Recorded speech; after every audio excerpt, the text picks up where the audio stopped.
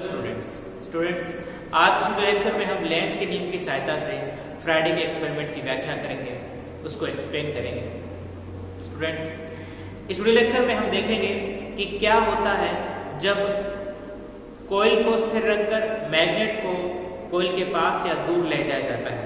Right, वैसा तो क्या है कि फ्लक्स चेंज होगा और फ्लक्स चेंज होने से इंड्यूस करंट पैदा होगी, लेकिन इस इंड्यूस करंट की डायरेक्शन क्या होगी वो आज हम डिस्कस करेंगे।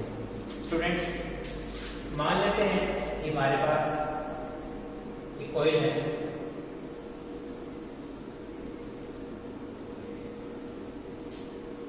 और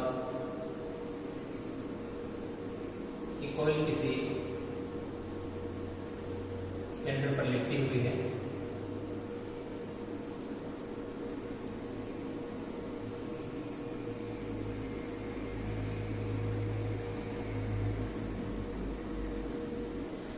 यहां पे जोड़ दिया गैल्वेनोमीटर। अब इसके पास में हम एक मैग्नेट लेंगे और ये मैग्नेट का N पोल, ये मैग्नेट का S पोल, और आपको पता है कि फील्ड लाइंस होती है वो N से S की तरफ चलती हैं, तो कुछ फील्ड लाइंस भी ड्रॉ कर देंगे।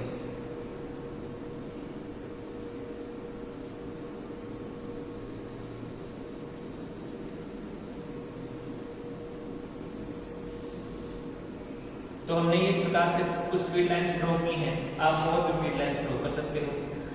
अब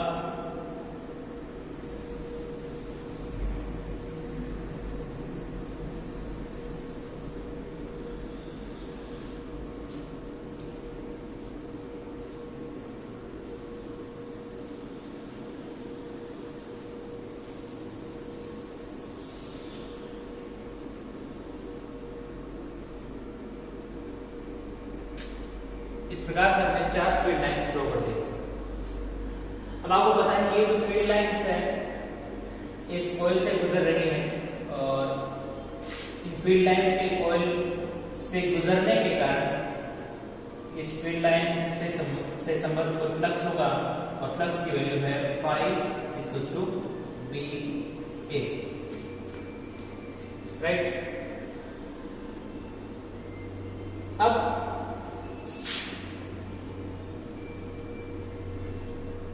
इनिशियली गैल्वेनोमीटर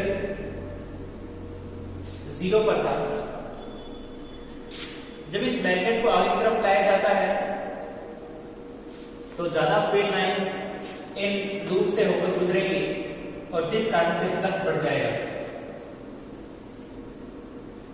जब फ्लक्स बढ़ेगा तो लेंज के नियम के अनुसार इंड्यूस करंट की डायरेक्शन इस प्रकार से होगी कि वो इस बढ़े हुए फ्लक्स का विरोध करेगी, यानी इस फ्लक्स को कम करना चाहिए, और इस कारण से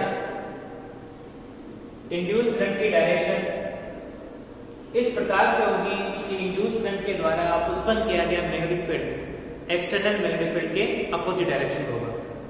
चूंकि दोनों मैग्नेटिक फील्ड अपोजिट डायरेक्शन में है, इसलिए रिजल्टेंट मैग्नेटिक फील्ड कम हो जाएगा और इस कारण से जो फ्लक्स में वृद्धि हो रही थी, राइट, वो रुक जाएगी। कैसे होगी देखो, कैसे वृद्धि रुकेगी। जैसे आप पास आओगे वैसे वैसे फील्ड लाइंस में बढ़ोतरी होगी, राइट, और फील्ड लाइंस में बढ़ोतरी होने के कारण इन लूप से गुजरने वाले फ्लक्स में वृद्धि हो जाएगी। राइट, फैराडे के नियम के अनुसार इन कॉइल्स में इंड्यूस्ड करंट फ्लो होगी और इंड्यूस्ड करंट के द्वारा उत्पन्न किया गया मैग्नेटिक फील्ड इस प्रकार से होगा कि वो एक्सटर्नल मैग्नेटिक फील्ड के अपोजिट डायरेक्शन होगा। एक्सटर्नल इस प्रकार से है तो इंड्यूस इस प्रकार से होगा।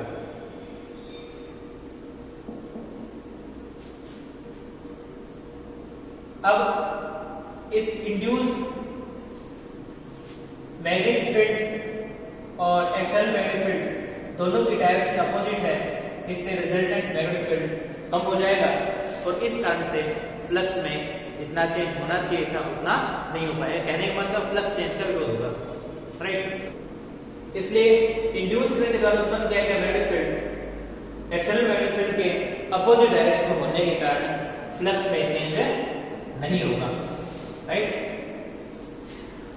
तो इसका मतलब यह है कि ये जो कॉइल है ये इस एक्सटर्नल फील्ड को अपोज कर रही है, राइट। ये इंड्यूस मैग्नेटिक फील्ड तभी इस डायरेक्शन में हो सकता है जब इस कॉइल में फ्लो होने वाला इंड्यूस्ड करंट, देखो इस प्रकार से हो, आप इंड्यूस्ड करंट की डायरेक्शन को राइट हैंड कंट्रोल की सहायता से ज्ञात कर सकते हो।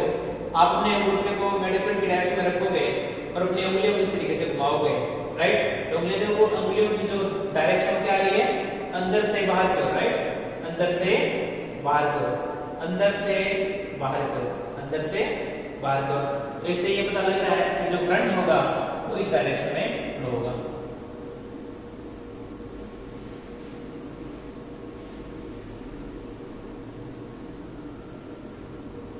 इस डायरेक्शन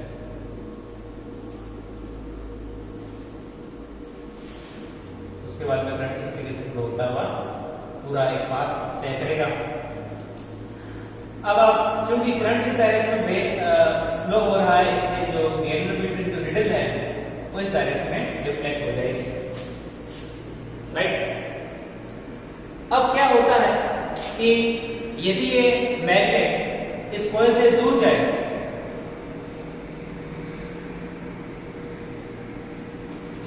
अब मैग्नेट चूंकि इस कॉइल से दूर जा रही है इसलिए इन लूप से गुजरने वाले फ्लक्स में कमी आएगी।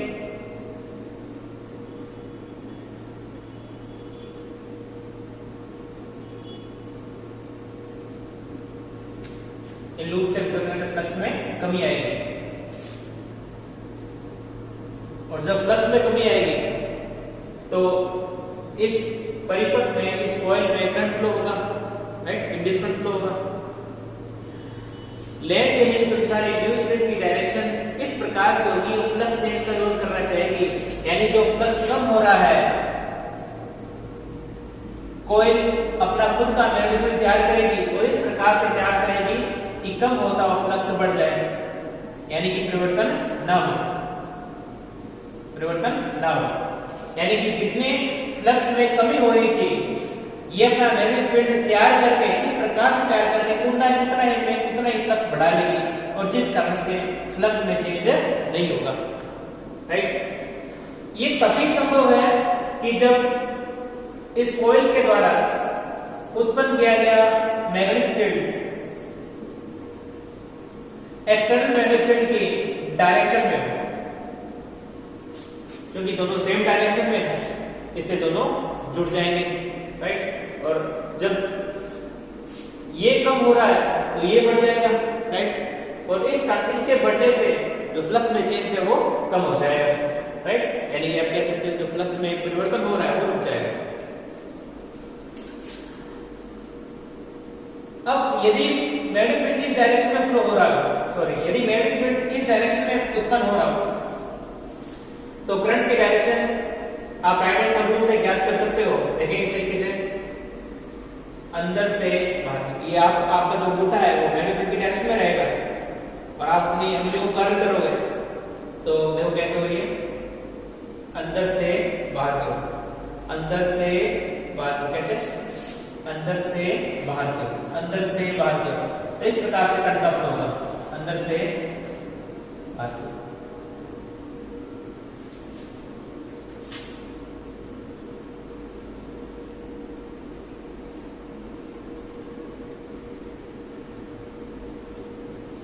राइट, तो इस तरह से करंट फ्लो होगी।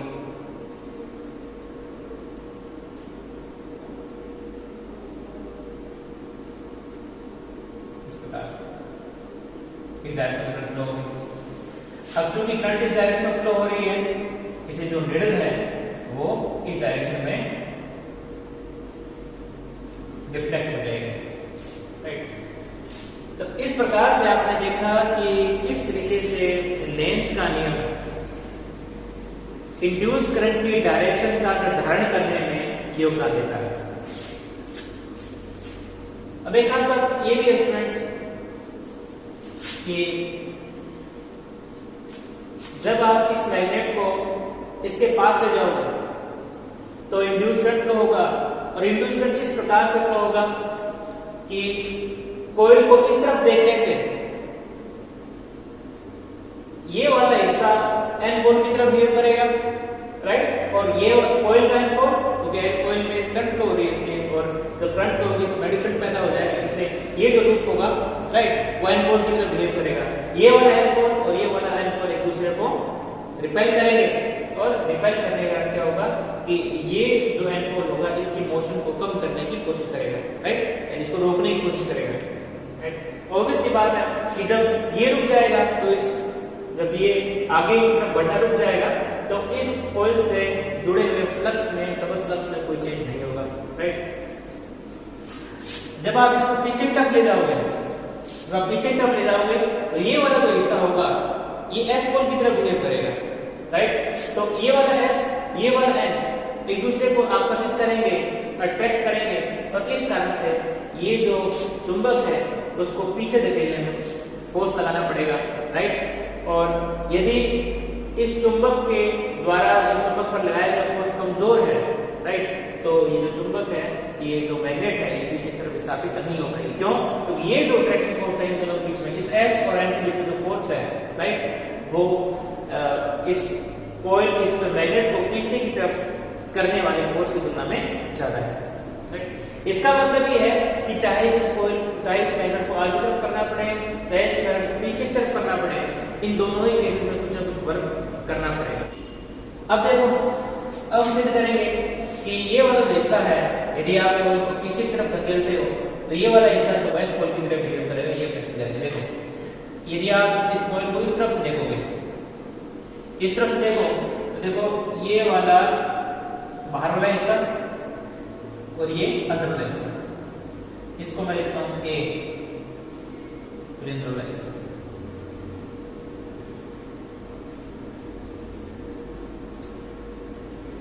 बी, ये कौन सा ए और कहां जा रही है बी। अब देखो ये करंट किस तरीके से फ्लो हो रही है, ये करंट जो है ये क्लॉकवाइज डायरेक्शन में फ्लो हो रही है, और यदि लूप को देखने पर, लूप को दिस ओर से देखने पर करंट का फ्लो यदि आपको क्लॉकवाइज दिखाई दे तो लूप का वो वाला हिस्सा एस पोल की तरफ बिहेव करता है, राइट। तो चूंकि जो करंट है वो क्लॉकवाइज डायरेक्शन में फ्लो हो रहा है, इसलिए ये वाला हिस्सा जो होगा वो एस पोल की तरफ होगा, राइट। एस पोल का मतलब ये है कि इस कॉइल के द्वारा इंड्यूस किए गए मैग्नेटिक फील्ड यहां से शुरू होगा और एस के अंदर से होता हुआ, मतलब ये वाला हिस्सा एस कह सकते हो, एन से एस की तरफ होता हुआ, और फिर इस कॉइल के अंदर एस से एन की तरफ होगा, राइट। ये वाला हिस्सा एन तो एस हो गया, ये वाला हिस्सा एन हो गया, तो जो मैग्नेटिक फील्ड होगा वो एन से एस की ओर जाता हुआ और कॉइल के अंदर एस से एन की तरफ जाता हुआ एक पूरा लूप तैयार करेगा, राइट। अब ठीक इसी प्रकार से ये वाला जो हिस्सा है, यदि आप कॉइल को इस तरफ से देखो तो ये वाला हिस्सा आपको एन की तरफ दिखाई देगा। कैसे? तो सबसे पहले यदि आप इस कॉइल को इस तरफ से देख रहे हो तो आपको ये कुछ इस तरीके से दिखाई देगा, ये बाहर वाला हिस्सा, बाहर वाला हिस्सा और ये अंदर वाला हिस्सा। बाहर वाले हिस्से में करंट किस तरीके से फ्लो हो रही है, राइट।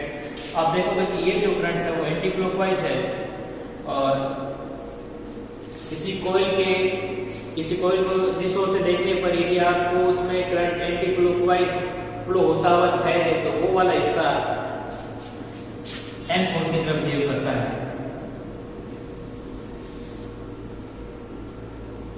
ये वाला हिस्सा क्या होगा?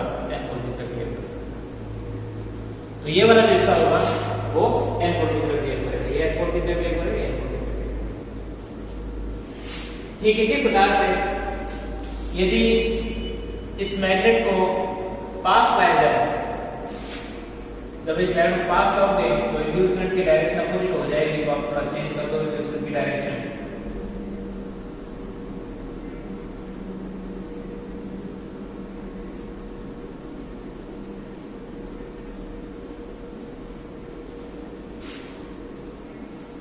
इंड्यूस करंट इस तरीके से फ्लो होगा।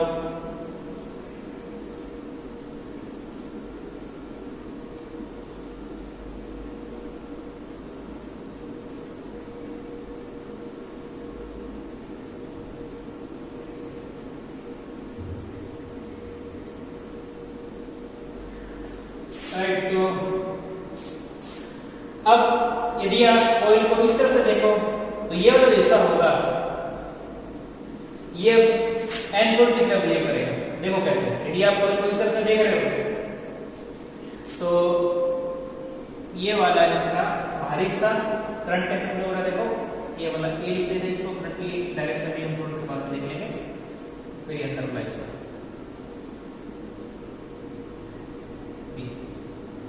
करंट ए की तरफ है और क्या है, बी से शुरू हो रहा है, ए की तरफ आ रहा है। अब ये जो डायरेक्शन है वो एंटी क्लॉकवाइज है, इसलिए ये जो हमारा हिस्सा होगा ये एन पोल की तरफ बिहेव करेगा।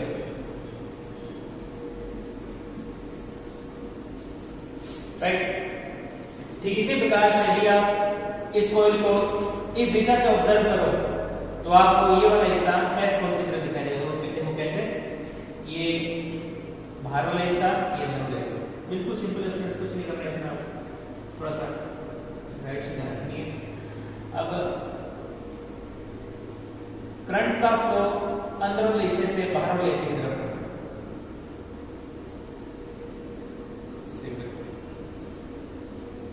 आप देखोगे ये जो डायरेक्शन है वो क्लॉकवाइज डायरेक्शन है, और क्लॉकवाइज डायरेक्शन तब होती है जब कॉइल का वो वाला पार्ट एस पोल की तरफ बिहेव करेगा। इसका मतलब ये है कि ये वाला जो पार्ट होगा वो एस पोल की तरफ बिहेव करेगा। इसलिए अब ये वाला हमारा एन हो जाएगा, ये वाला हमारा एस हो जाएगा। तो इस प्रकार से आपने इस लेक्चर में देखा कि लेंस की नियम की सहायता से इंड्यूस करंट किस तरीके से फ्लो होता है। Thank you students.